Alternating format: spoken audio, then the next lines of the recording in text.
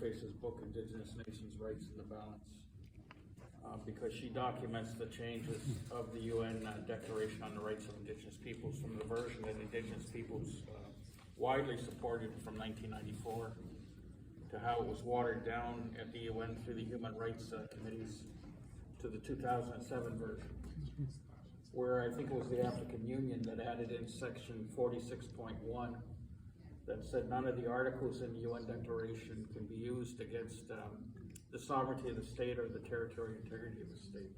They used African states to say that. Yeah. 46. 46.1, they added that in. But you should read Charmaine Whiteface's book if you want to talk about the UN Declaration at all, because she does a side-by-side presentation of the language and shows you the clauses that were watered down and added right to the 2007 version, which the 4 countries voted against. And right now, the NRIP is doing a treaty study where it looks like they're trying to water down Miguel Martinez's study on treaties, where he said that the treaties that were entered into in North America were international treaties. And they're trying to, NREP is trying to do a study to put it in the framework of the UN Declaration, which is being interpreted in law now in Canada,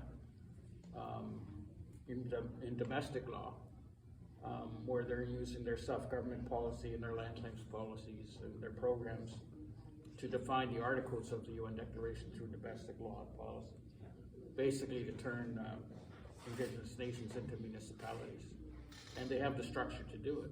You know, the Indian Act put in place the colonial system and the money, and they're using the money to transition Indian bands into municipalities. They're captive nations. They're dependent on the money from Ottawa.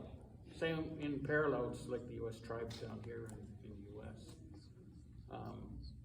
But in listening to the comments about, so I think in the UN, also it was Arthur Manuel's dad, George Manuel, who created the World Council of Indigenous Peoples following the meeting that Oren is referring to. That organization doesn't exist anymore, but for a long time it influenced international input into the UN. It organized us in different regions as Indigenous peoples. And even a number of us went to Alta, Norway to participate in that document in preparation of that high-level plenary meeting before the North American Indigenous Peoples Caucus blew apart. That was one of the last times that we were kind of together at that level.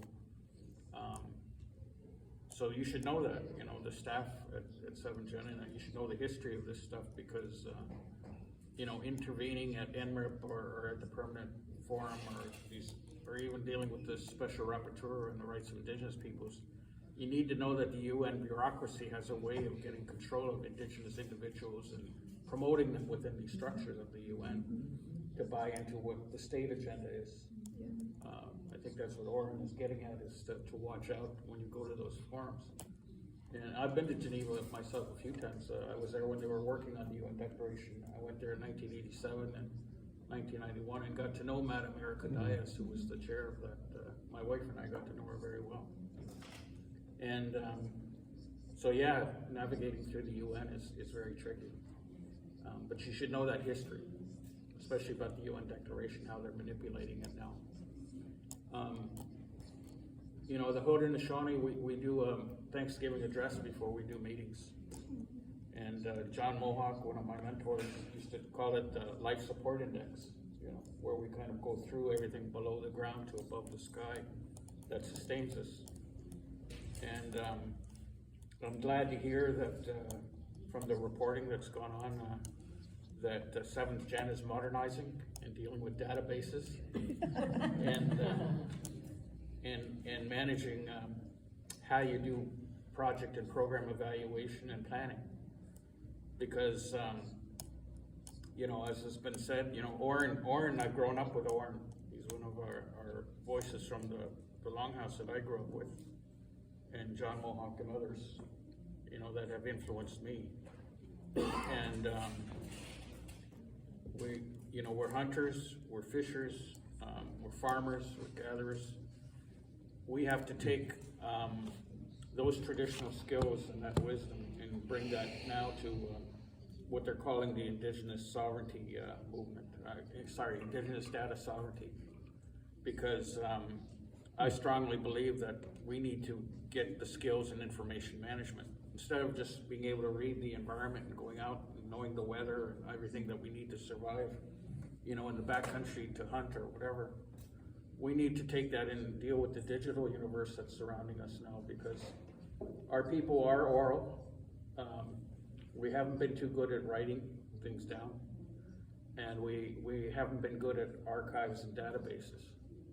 We need to get good at that. We need to get our younger people trained in not just computers, but also GIS mapping, computer mapping. You know, I've said this before. It would really enhance the presentation to your donors if 7Gen had a world map showing the geographic location of all your projects across the world. Because when I was looking at